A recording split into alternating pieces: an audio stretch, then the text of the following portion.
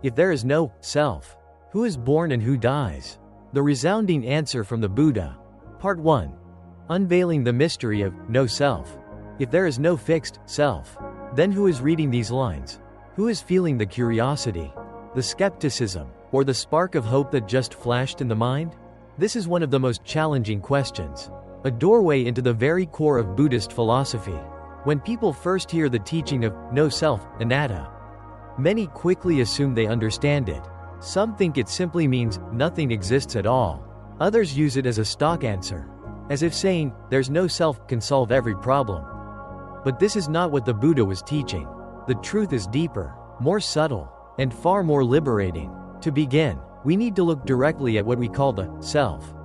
In daily life, most of us perceive the self as a solid entity, a solitary captain within, who is thinking, feeling, and acting.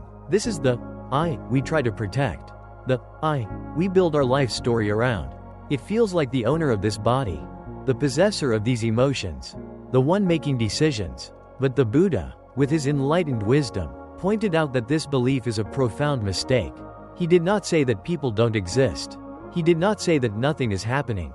What he pointed to is this: inside each of us, there is no unchanging, independent self. What we usually call I is actually just a process, a combination of ever-moving parts.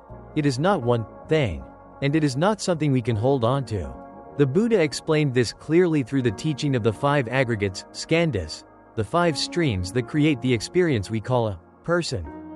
Form, body, this physical form, changing every second. Feelings, the pleasant, unpleasant, or neutral sensations that come and go like waves.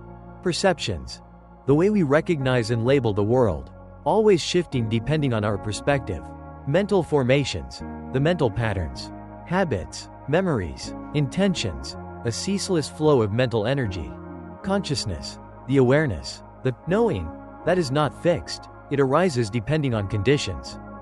These 5 streams are like a miraculous dance, constantly transforming. None of them are stable. None of them can be called me in any lasting way. The body changes, feelings rise and fall, perceptions shift, thoughts come and go. We usually don't see this.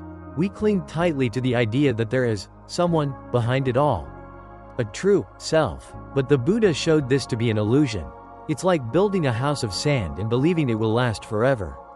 There is a structure, but it is temporary.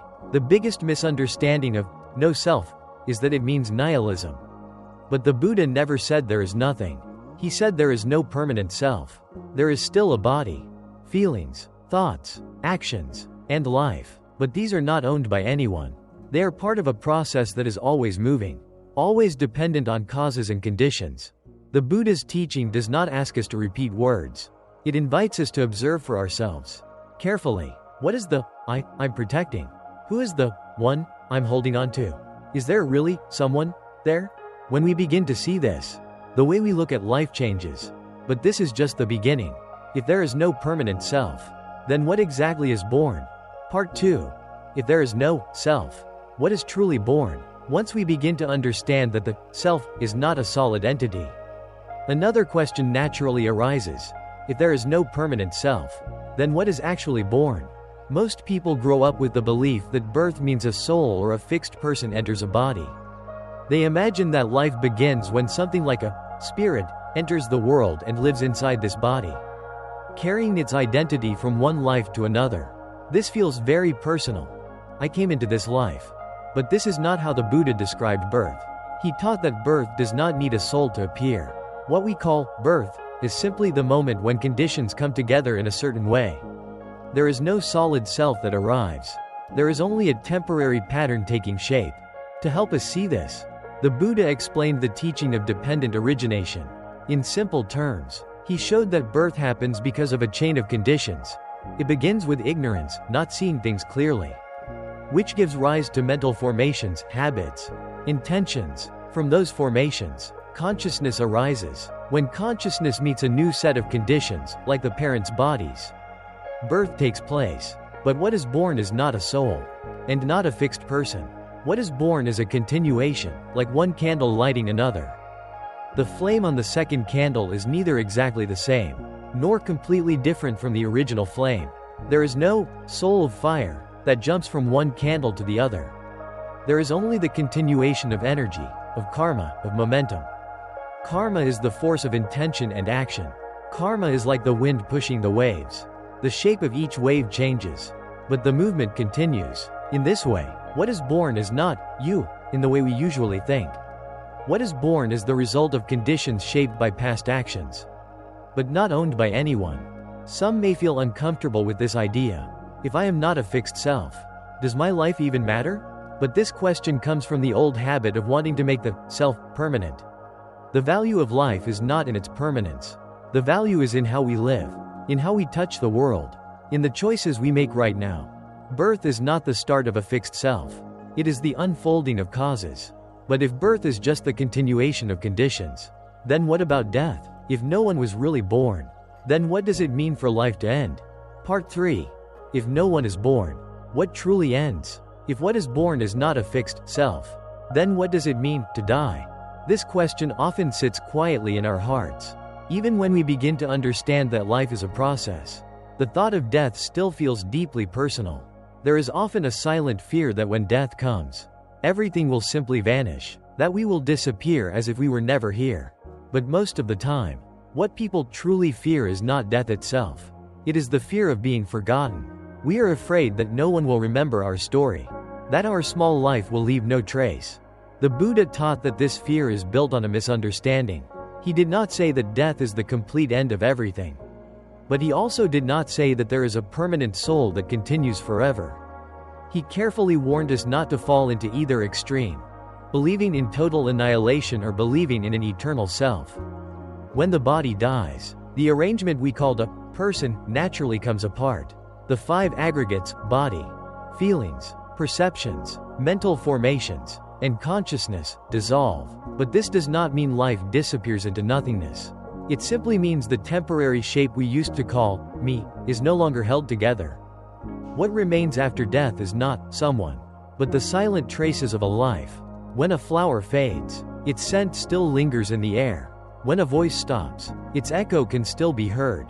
When a person passes, the impact of their kindness, their choices, their actions, all of these remain in the lives they touched, not as something owned, but as a quiet ripple moving through time. There is no solid self that death can take away. There is no permanent person that can vanish. What we fear losing was never a fixed thing to begin with. The life we protect is not something we can lock in place. It was always moving. The fear that we might become nothing is built on the belief that there was ever a solid me to begin with. When we let go of that belief, we can meet life and death with more softness. Death is no longer the loss of someone. It is the quiet release of something that was never truly ours. Birth and death are not opposite doors. They are simply 2 parts of one great cycle. When we see this, death no longer feels like being thrown out of life. It feels like quietly returning to life in forms we do not need to own. Part 4. The subtle trap of the spiritual ego.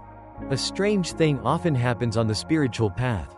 After some time, people feel they understand no self.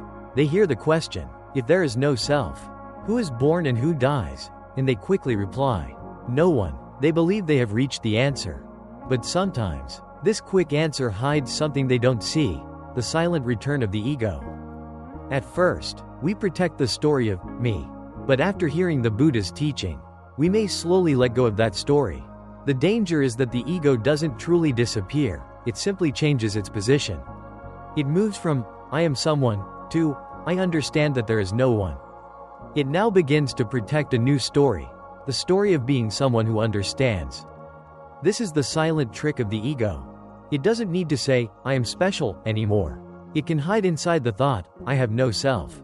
It can quietly enjoy being the one who knows, feeling a little bit higher than others who still seem confused. The ego doesn't care what we believe. It only cares about survival.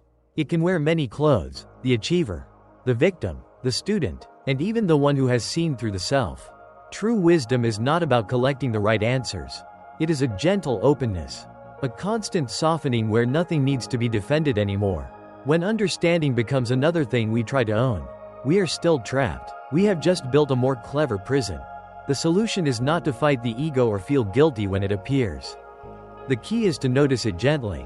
Honestly, when we see it clearly without needing to attack it, it begins to loosen. We no longer need to hold on to the identity of the one who understands. Part 5. So, how should we live? When we begin to see that there is no solid self to defend, a quiet space starts to open in life. But this also leaves a very human question. If there is no fixed me, then how should I live? What matters in a life where nothing can truly be owned? The Buddha taught that real freedom is not about chasing every desire or escaping every discomfort. Real freedom is freedom from the pressure to constantly react.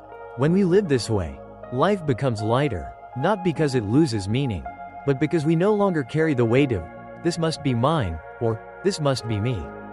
Experiences still come, joy and pain still come, but we don't need to hold them so tightly. They can flow through us without becoming who we are. This doesn't mean we become cold. In fact, when we stop protecting the self, we often become more present, more caring. In daily life, this shift can be very simple. Instead of saying, I am afraid, we can notice, fear is here. Instead of saying, I am angry, we can see, anger is present. This helps us see that fear and anger are conditions passing through, not permanent parts of who we are. We can stay with them without drowning in them. Love also changes. It is no longer something we try to control or possess. It is something that moves through us. Something that flows when the walls around me are not so thick. When we don't need to prove who we are, compassion can rise naturally. In the end, life does not need to be held tightly. It was never ours to keep. It was always moving, always changing. And when we see that, we can live more openly, more lightly, and more at peace with what comes and what goes.